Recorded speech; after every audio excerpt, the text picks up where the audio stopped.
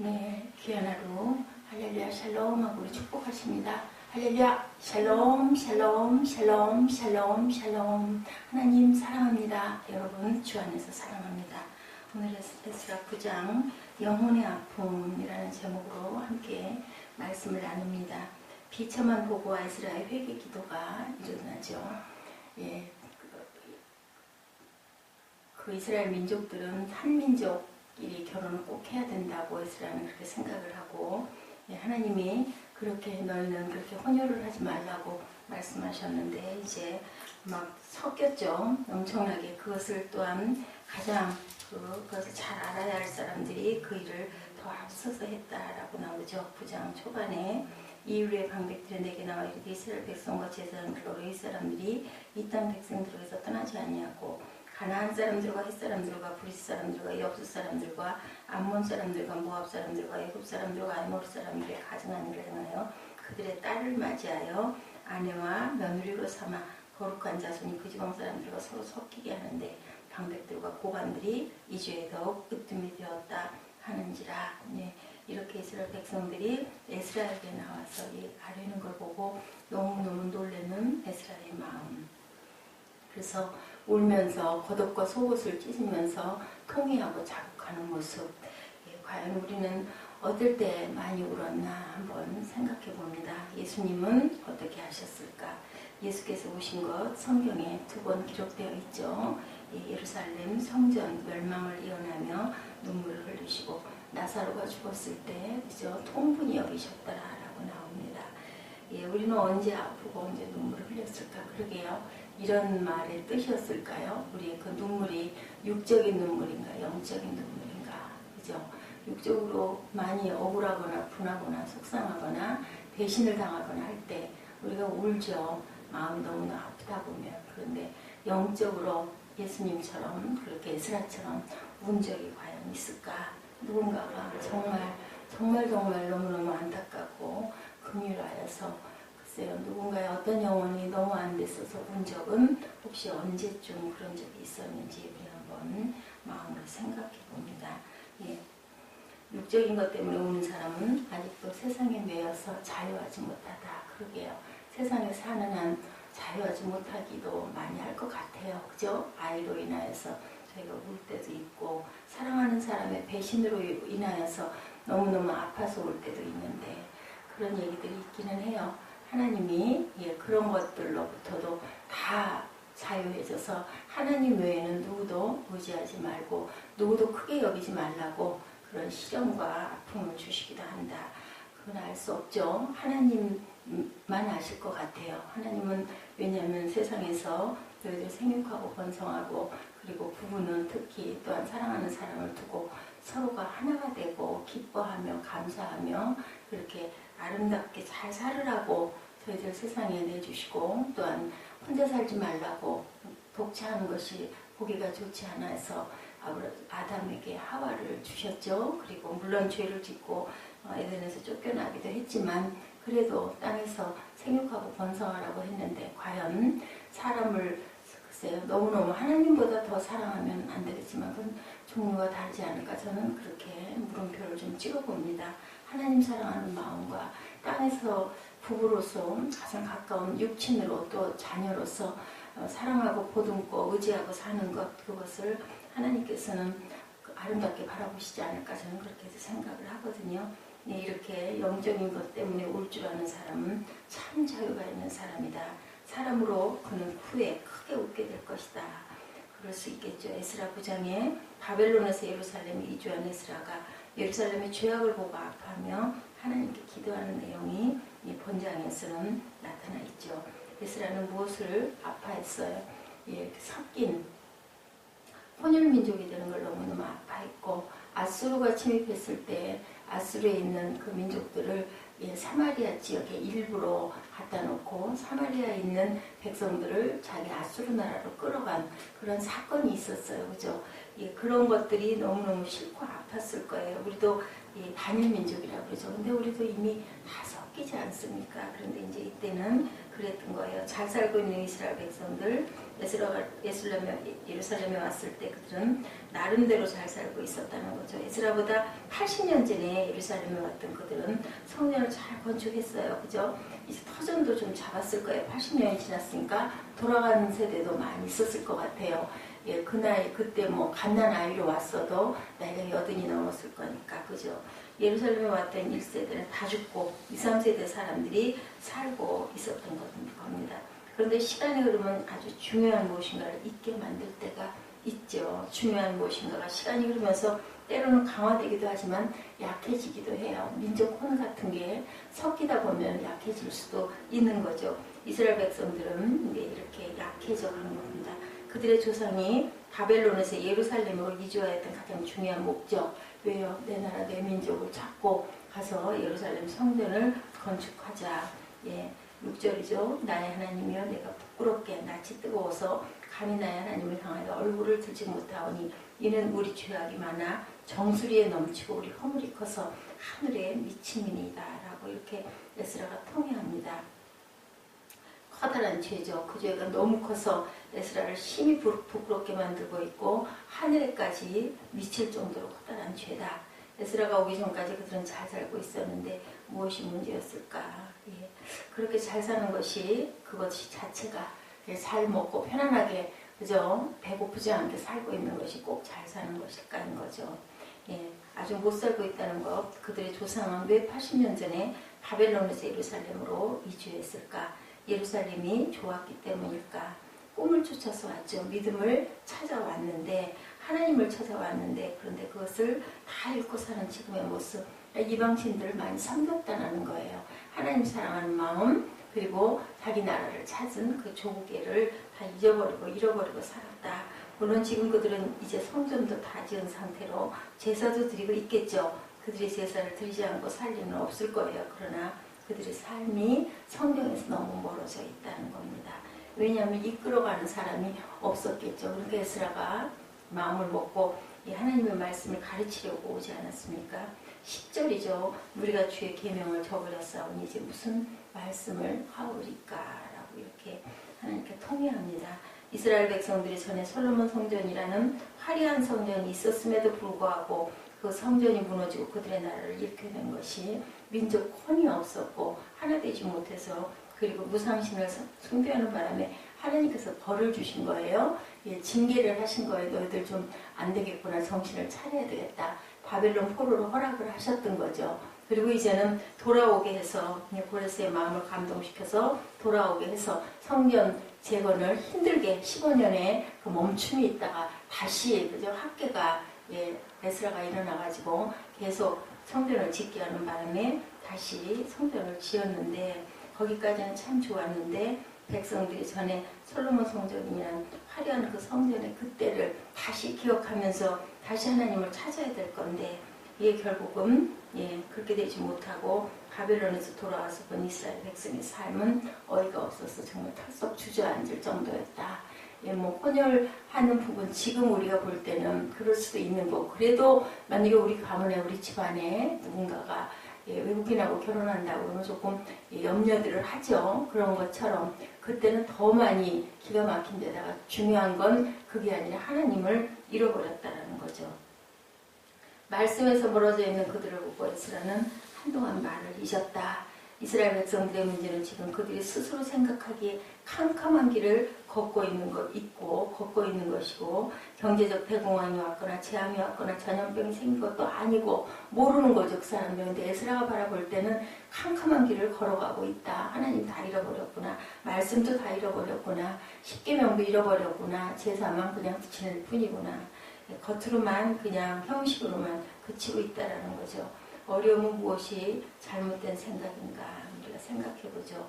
병에 걸리면 인생을 돌아보고 미래를 생각해요. 우리 몸이 약해지면 내가 이제 얼마나 여기 있을까 머물까 언제쯤 내가 떠나게 될까 나이가 들면 점점 가까워지니까 누구나 근데 그렇게 돌이켜 생각해 볼 때 무엇인가 잘못한 것을 발견하게 되죠. 그리고 회개하는 시간이 많아집니다. 정리하려고 하죠. 정돈하려고 하죠. 그리고 조금 좀 닦으려고 합니다.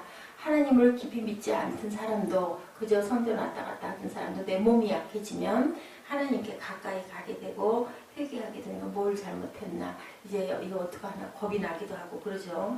예, 그런데 돌이켜 생각해 볼 때 무언가 잘못이 있는 게 아닐까 발견하게 되고 방향을 수정하게 되는데 힘들지 않으면 방향을 돌이킬 이유가 없어요. 잘 가고 있는 사람에게 그 길이 문제라고 말하면 그렇게 말하는 사람 이상한 사람이 되기도 합니다. 그들이 혹 자신들의 길이 잘못되었다고 생각해도 당장 바꿔야 할 시급성이 없기 때문에 그래서 우리가 삶이 너무 편안하면 오히려 하나님께서 멀어질 수가 있고 하나님을 온전하게 바라보지 못할 수가 있다. 그래서 여유가 있고 안락한 사람이 하나님을 찾고 정말 열심히 봉사하고 섬기고 헌신하는 거 정말 귀하다고 얘기하죠. 예, 김자옥 그 집사님 돌아가셨잖아요. 예, 그런데 정말 그렇게 생전에 사랑의 교회를 그렇게 잘 섬겼다. 강단에 꽃을 그렇게 항상 수백씩 들여서 화려하게 장식하는 걸 아끼지 않았다. 우리는 이제 몰랐죠. 그 연예 활동하는 부분만 보고 항상 예, 그 웃는 역할을 많이 하죠. 그렇게 해서 아주 한참 인기를 누리다가 이렇게 돌아갔는데 몸에 그렇게 지병이 있는 줄은 누구도 아무도 몰랐어요. 하나님과 그분과의 그 관계 거기에서 물질적인 부분에 심을 수 있기 때문에 다른 거 못해도 그리고 성가대도 열심히 하고 예, 그 성경 공부도 아주 마지막 단계까지 열심히 마쳤다라고 신문에 나온 것을 제가 잠깐 봤습니다. 예, 돌아갈 길 우리는 늘 예, 세상에서 살면서도 강건하여져야 되고 하나님과의 교통함도 끊이지 않아야 되고 근데 참고기 어렵기도 해요. 특히나 예, 촬영이 있을 때도 그 촬영을 주일이 걸리면 미뤘다라는 얘기를 제가 봤습니다. 그랬을 때 얼마나 하나님께 향한 사랑과 마음이 그렇게 일찍 이른 나이죠. 옛날 같으면 뭐 그렇게 이른 나이 아니라 할 수도 있지만 지금으로 보면 한참 나이 누가 봐도 전혀 그렇게 예, 아픈 그런 변악한 모습이 아니었는데 그냥 너무너무 아쉽게 사흘 만에 병원에 입원하고 그렇게 돌아갔을 때 얼마나 가족들이 아파하고 허전했을까 오히려 그게 낫지 않을까 싶어요. 너무 오래 아프고 있다가 가면은 그죠 하나도 기뻐하고 반가워하지 않고 갔을 때 다들 그냥 후유하고 안도의 한숨을 쉬게 하는 그런 인생이 되지 말아야 되는데 그것도 우리 마음대로 할 수가 없는 거예요. 근데 우리 김장 집사님 같은 경우에는 아마 하나님이 꽤나 사랑하셔서 많이 아프지 않고 있다가 아쉽게 예쁜 모습으로 그렇게 돌아갔으니 그것도 은혜고 축복이 아닐까. 이렇게 에스라는 지금 이스라엘 민족을 보고 아파합니다. 내가 이 일을 듣고 속옷과 겉옷을 찢고 머리털과 수염을 뜯으며 기가 막혀 앉으니 너무 슬퍼서 어찌할 수가 없는 모습. 우리도 과연 이렇게 민족의 그 잘못돼가는 걸 보고 이렇게 통회하고 아파할 수 있을까? 그것도 생각을 합니다. 도리어 주께 범죄하였사오니 이로 말미암아 주 앞에 한 사람도 감히 서지 못하겠나이다.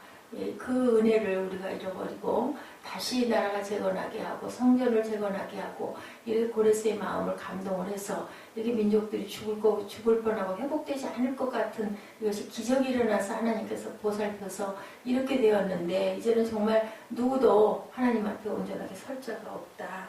예, 그는 금은 보화를 뒤로 하고 예루살렘에 왔죠. 그 위험을 무릅쓰고 아무의 호의도 받지 않고 이제 그 금은 보화를 싣고 왔어요. 오죽하면은.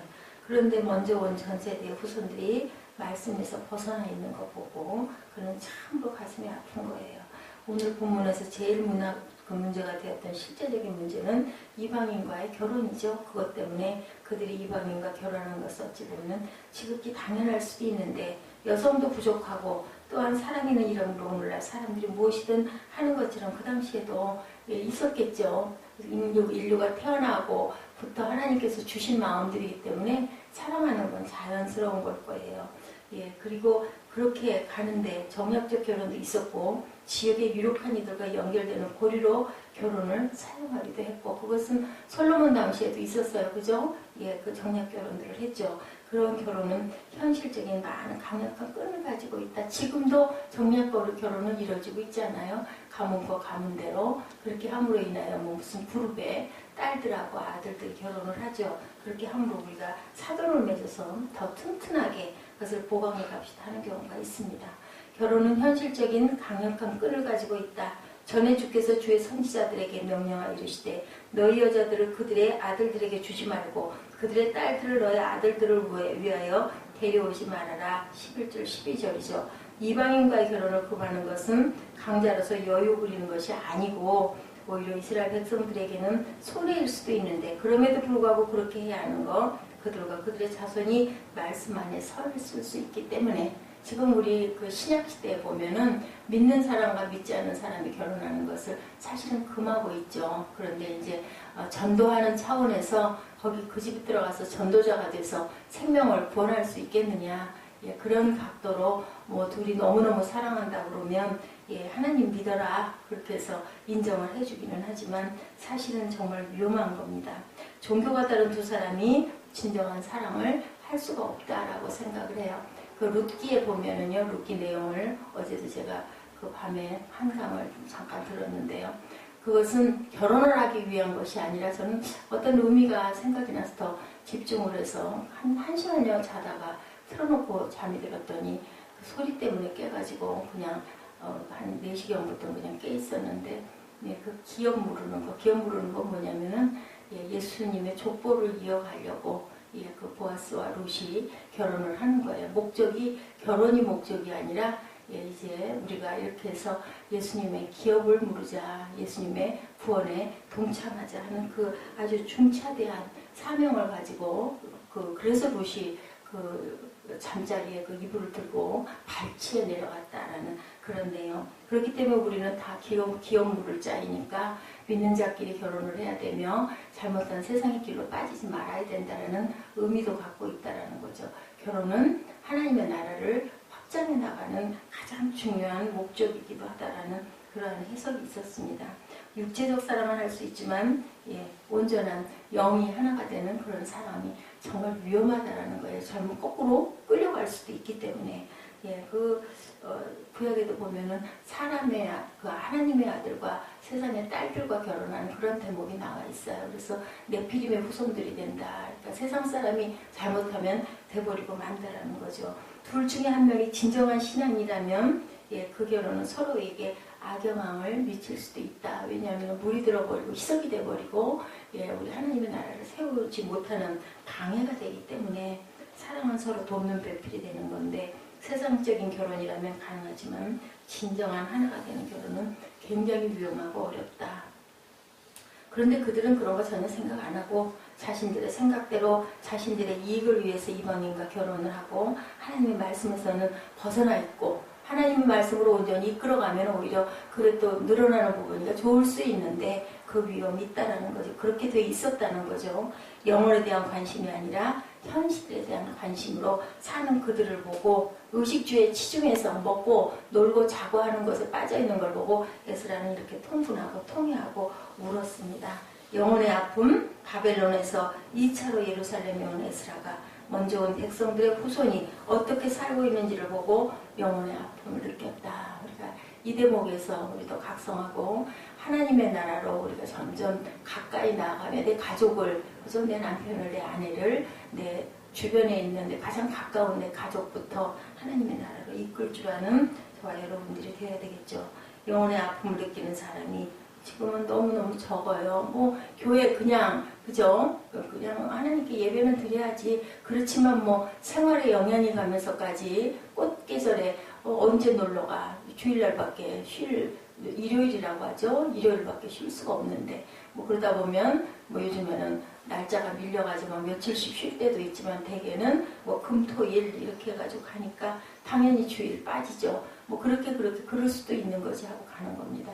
하나님의 나라가 먼저가 아니고 하나님 나라가 있기는 있겠는데 그래도 세상에서 보고 누리고 기뻐할 것도 기뻐하고 가는 거 하나님이 좋아하시지 않을까 이렇게들 해석을 하는데 주일은 하나님의 날입니다. 어딜 가더라도 가서 예배는 드려야 한다고 저는 생각을 하죠.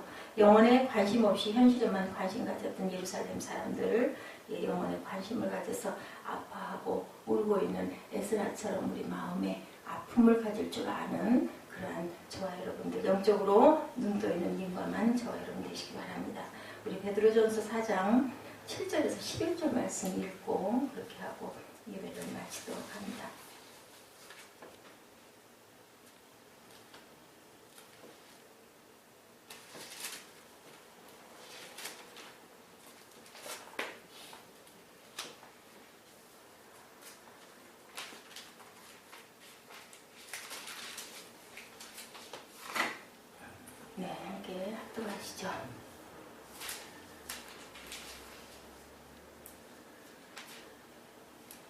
시작. 만물의 마지막이 가까이 왔으니 그러므로 너희는 정신을 차리고 근신하여 기도하라. 무엇보다도 뜨겁게 서로 사랑할지니 사랑은 허다한 죄를 덮느니라.